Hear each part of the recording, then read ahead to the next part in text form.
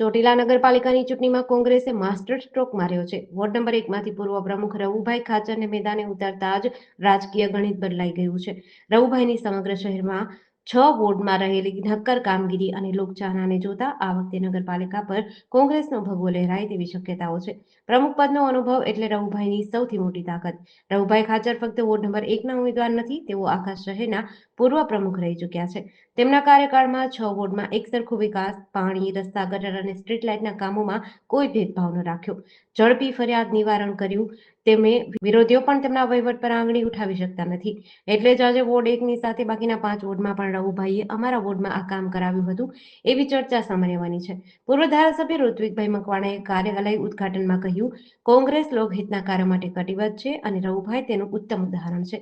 કાર્યકરોમાં નવા જોમનો સંચાર. Ward number 1માં કાર્યાલય ખુલતા જ કોંગ્રેસ છાવણીમાં ઉત્સાહ બેવડાયો છે. એક સ્થાનિક કાર્યકરે જણાવ્યું કે રવુભાઈના નામથી જ અડધી બાજી જીતી ગયા છીએ. તેમની કામગીરીનો લાભ બધા 6 વોર્ડમાં અમારા ઉમેદવારોને મળશે. રવુભાઈ ખાચરની ઉમેદવારીએ આ ચૂંટણીને વોર્ડની લડાઈમાંથી બહાર કાઢીને નગરપાલિકાની લડાઈ બનાવી દીધી છે. તેમનો અનુભવ, સ્વચ્છ છબી અને 6 વોર્ડમાં કરેલા કામો કોંગ્રેસ માટે ગેમ ચેન્જર સાબિત થઈ શકે છે. જેડીસી ન્યૂઝ સાથે લધુ ધાધલ, ચોટીલા.